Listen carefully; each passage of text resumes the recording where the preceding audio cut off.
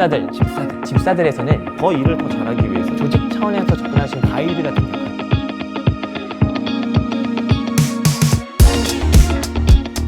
집사들에서는 조직 문화에 진심인 사람들이 모여 더 나은 문화를 만드는 방법을 연구합니다. 집사들의 시선에서는 어떠한 누구도 빌런이 아닙니다. 조직이라는 새싹을 더 잘 이해하고 더 잘 키워나가기 위한 조직 집사들의 이야기, 지금 시작해 보겠습니다. 안녕하세요, 포렌마크 문영준입니다. 안녕하세요, 플랜마크 박지웅입니다. 안녕하세요, 포렌마크 전종목입니다. 집사들, 무슨 프로그램인가요? 그 고양이를 키우는 사람들을 주인이라고 안 하고 집사라 그러잖아요. 마찬가지로 회사를 좀 잘 키워나가고 조직 문화에 대해서 얘기하는 자리를 집사들 코너로 좀 정하면 어떨까? 실제로 요즘 조직마다 문제가 있는데 그 문제를 어떻게 해결해야 될지도 모르겠고 갈등, 이 차이를 어떻게 극복해야 될지 모르는 이런 부분에서 우리가 한번 얘기를 나눠보자. 저희는 많은 기업을 좀 다니면서 컨설팅도 하고 그 안에 많은 사례들도 많이 발견하거든요. 그런 부분에 대해서 교육과 연관해서 얘기를 좀 해보면 어떨까라는 생각에서 이런 자리가 마련이 된 것 같아요. 저희도 이제 MG 오피스의 어떤 캐릭터들을 대표로 해서 그 비슷한 고민들을 한번 좀 다뤄보려고 하는데요. 먼저 맑은 눈의 광인, 아영님이죠. 네. 너무 지나치게 과장해서 표현했다라는 의견도 있고, 아니다, 진짜 우리 사무실에 있다라는 표현도 있는데 어떤 것 같으세요? 이 정도까지는 아니지만 좀 비슷한 사례들을 좀 많이 들은 것 같아요. 저도 사실 이어폰 사례까지는 아닌데 회식이라든지 아니면 뭐 친구의 자리라든지 이런 거 왜 필요하냐, 내가 꼭 가야 되냐 라는 식으로 약간 통을 안 하려는 분들은 꽤나 사례를 많이 들었습니다. 우리 아영님 같은 분들이 좀 많아지고 있다고 느끼고 있는데 어떻게 우리가 좀 받아들이고 또 이해해야 할지 이 집사들에서 함께 나눠보도록 하겠습니다.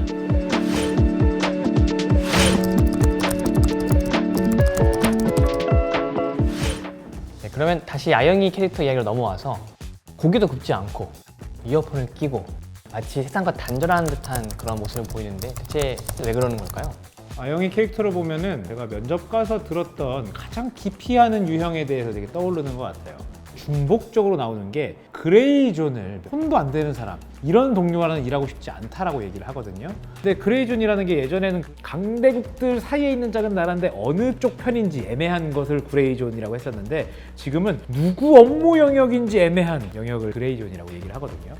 이거 조금 더 구체적으로 어떤 상황을 본다면 어떤 게 있을까요? 그레이존에 저희 회사에서도 커피를 마신 다음에 아무도 설거지를 하지 않습니다.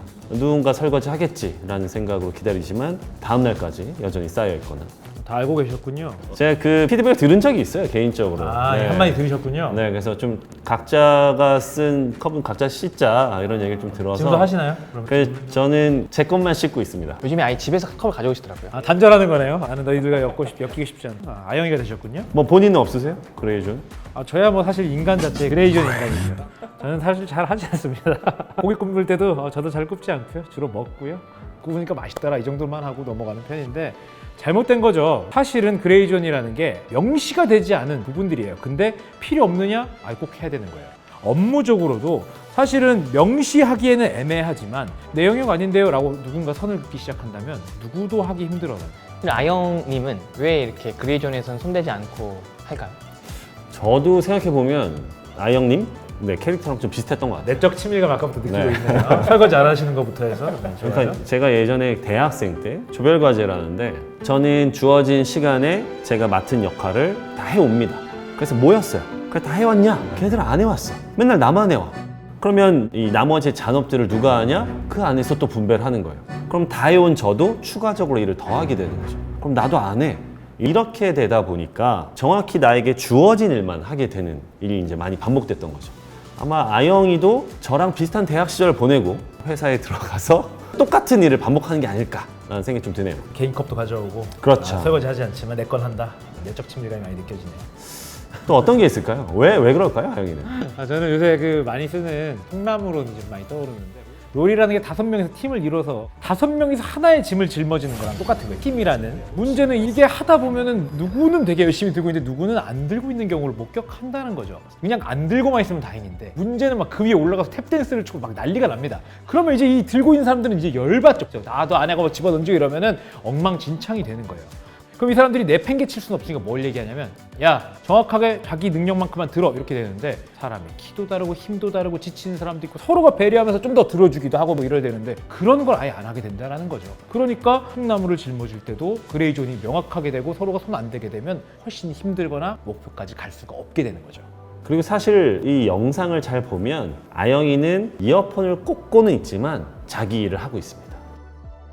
개인 블로그를 찍는 사람도 있는데 아영이는 귀에 이어폰을 꽂았을 뿐 자기 일을 하고 있다라는 거죠. 내가 내 일만 열심히 하면 책 잡힐 일은 없다. 아마 이런 거가 아닐까. 그러다 보니까 자기 일은 열심히 하는데 내 일 외에 다른 것은 쳐다보지 않겠다라는 심리가 작용돼서 아영이의 캐릭터가 나온 게 아닐까라는 생각이 좀 들어요. 저희가 이 생각을 하게 된 게 저희 회사에서도 사람의 어떤 사고 유형을 나누는 진단이 있어요. MBTI처럼 성격을 나눈다든지 이런 것들. 그 중에서 이 아영이처럼 뭔가 자기 일에 성실하지만 말려들기를 피하는 유형들이 그런 위험을 방지하기 위해서 딱 아레나를 명확하게 하고 그것까지만 자신의 에너지를 쓰려고 하는 성향을 보이거든요. 아마 비슷한 맥락에서 아영이를 좀 이해해 볼 수 있을 것 같아요. 설명을 듣고 보니까 아영이 입장에는 굉장히 억울하겠네요. 충분히 그럴 수 있다라고 봐요. 그럼 과연 어떤 노력이 필요할까에 대해서 이야기해 보려고 합니다. 어떤 방법이 있을까요?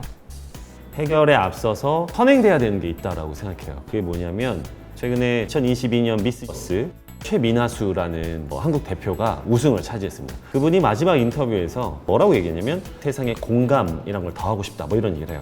여기서 말하는 공감은 뭐냐?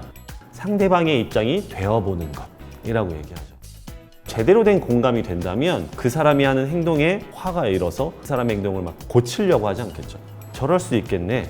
그럼 내가 대화로 한번 풀어봐야겠다라는 생각으로 전환이 될 거라고 생각해요. 근데 그러면은 공감을 좀 어떻게 할 수 있을까요?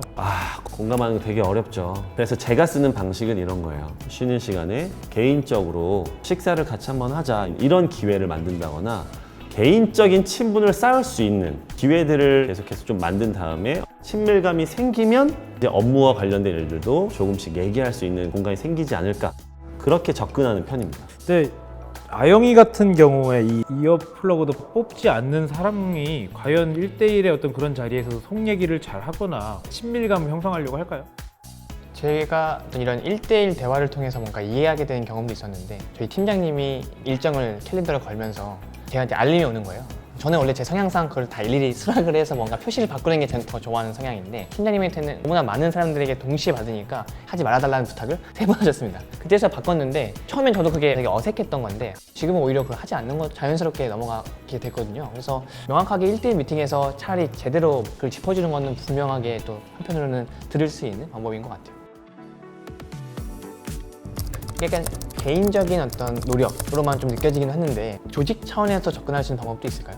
회사 시스템적으로도 집중 업무 시간이라고 해서 오전 시간 9시부터 12시까지 이렇게 정해놓고 개인이 자신의 일에 집중할 수 있게 도와주는 시간을 딱 정해놓고 오후에 1시간은 팀에서 함께 얘기하는 시간을 갖는다 이런 식의 시스템으로 접근하는 것도 좋을 것 같습니다.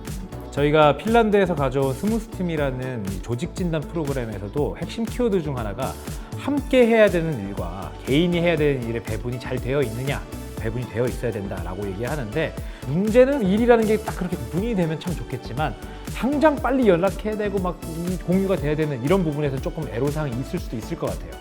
그럼에도 불구하고 좀 미리 일을 이럴 때는 가급적 어떻게 하자라는 서로의 동의가 좀 이루어지는 게 도움이 될 것 같습니다. 사실 팀원 모두가 그렇게 자정적으로 어떤 시스템적으로 정립해서 나아가면 너무 좋겠지만 그게 안 될 경우도 좀 많거든요. 그럴 때는 좀 외부의 어떤 컨설팅이나 교육을 통해서 모두가 같은 인식을 갖게 만드는 자리를 만드는 것도 좋은 방법이겠죠. 그래서 저희가 갖고 있는 다양한 툴들이 있어요. 방금 말씀드렸던 스무스팀이라는 진단 프로그램, 조직을 진단하는 프로그램이고 아까 저희가 유형별로 진단하는 게 있다고 해서 포맷이라는 사고 유형 진단이 있거든요. 이런 걸 가져와서 저희가 뭘 하냐면 이런 공동의 어떤 커뮤니케이션에 쓸 단어들이나 용어 또는 채널들을 알려드리고 그걸 통해서 한번 대화해 보셔라. 함께 노력할 수 있는 방향성을 잡아보셔라 라고 도와드립니다. 그래서 저희는 약간 집사라는 명칭을 쓰고 있는데 거기서는 약간 어떻게 보면은 셰르파, 가이드 같은 역할을 많이 하게 되는 것 같아요. 저희들이 나눈 이런 이야기를 듣고 누군가는 너무 이상적인 거 아니야? 라고 생각할 수 있을 것 같아요. 진짜 변할 수 있을까요? 저도 진짜 변하는 걸 원해요. 그런 마음으로 진짜 변화를 이뤘으면 좋겠다라는 마음으로 교육을 하고 있는데 제가 출강하는 그 판교의 게임 회사가 하나 있어요. 그 게임 회사는 교육을 들은 다음에 3주의 팔로업 세션을 따로 열어서 진짜 변화가 일어나고 있는지를 확인합니다. 확인이 되면 뭐 보상을 주기도 하고요. 그리고 그런 피드백들을 계속 모아서 또 발전적인 방향으로 계속 업그레이드 시켜나가는 방법을 쓰고 있죠. 게임 회사답게 보상을 잘 활용하시는. 그걸 퀘스트라고 하더라고요. 퀘스트를 주면서 이 퀘스트를 깨면 다음 퀘스트 또 주면서 또 보상도 주고 되게 긍정적인 방향이라고 생각해요. 아리스토텔레스 요분이 이런 얘기를 했거든요. 반복하는 것이 우리다. 근데 깔짝하는 것도 힘들거든요. 한 번의 행동이 아니라 습관이 되는 게 되게 중요하다고요. 마찬가지로 이런 것들을 아는 것도 중요하고 공감하는 것도 중요하고 시스템적으로 만드는 것도 중요한데 그 꾸준히 이어나가는 게 굉장히 힘들지만 그때 변화가 이루어질 수 있다고 생각해서 그걸 응원하겠다고 얘기를 드리죠. 교육을 들었다고 내가 혼자 뭔가 해봐야지, 혼자 여러 번 반복해봐야지 라고 하는 건 한계가 있다라고 봐요. 내 주변에 좋은 동료, 좋은 팀원들과 좋은 공동체와 함께 갔을 때 진짜 변화가 일어날 가능성이 더 높다라고 저는 생각합니다. 맞는 것 같습니다. 오늘 나왔던 이야기들 또 모두 마음에 담고 또 실제로 실천을 할 수 있는 방향으로 가본다면 분명히 변화는 시작될 거라고 생각합니다. 집사들 여기서 마치도록 하겠습니다. 감사합니다.